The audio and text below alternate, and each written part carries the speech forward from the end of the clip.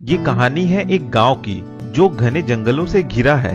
गांव के लोग उस घने जंगल को पार करने की हिम्मत नहीं करते हैं और उस गांव में ही अपना जीवन बिताते रहते हैं। एक दिन एक गधा गांव से उस जंगल को पार कर बाहर चला जाता है।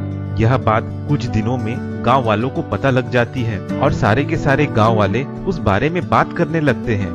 ये सारी बातें पास में खड़े कुत्ते भी सुन लेते हैं और फिर एक दिन वे कुत्ते भी उस गधे के चले हुए टेढ़े मेढ़े रास्तों को सूंघते हुए जंगल को पार कर निकल जाते हैं। यह बात भी कुछ दिनों में गांव वालों को पता लग जाती है, तो वे भी ठान लेते हैं कि जब गधे और कुत्ते इस जंगल को पार कर बाहर जा सकते हैं तो हम क्यों नहीं जा सकते। फिर सारे के सारे एक दिन एक कुत्ते की मदद से गधे और कुत्ते के चले हुए रास्तों को सूंघते सूंघते जंगल के बाहर चले जाते हैं। अब वह रास्ता कुछ दिनों में कच्चा रास्ता बन जाता है, जिससे सारे गांव वाले गांव से शहर और शहर से गांव आते जाते रहते हैं। एक दिन सरकार द्वारा कुछ इंजीनियर गांव को शहर से जोड़ने के लिए पक्का रास्ता बनाने गांव में आते हैं। इंजीनियर गांव वालों से पूछते हैं कि कौन सा रास्ता पक्का बनाए। गांव वाले उसी गधे के चले हुए रास्ते को पक्का रास्ता बनाने की बात कहते हैं। इंजीनियर कुछ दिन रास्तों का निरीक्षण करते हैं तो उन्हें पता चलता है कि यह रास्ता तो काफी टेढ़ा मेढ़ा और बहुत लंबा रास्ता है,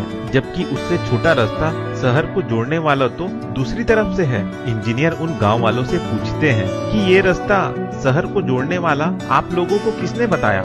गांव वाले कहते हैं कि कई साल पहले एक गधा इस रास्ते से गुजरा था, उसी रास्ते पर हम आज तक चल रहे हैं। इंजीनियर कहता है तो आप लोगों ने आज तक नया और छोटा रास्ता खोजने की कोशिश नहीं की। गांव वाले कहते हैं नहीं। इंजीनियर कहता है जिस रास्ते में आप लोग चल रहे हैं वह रास्ता बहुत टेढ़ा मेढ़ा और लंबा है, जबकि उससे छोटा और सीधा रास्ता तो इधर है, जिसमें चलकर आप अपना समय और ऊर्जा दोनों बचा सकते हैं।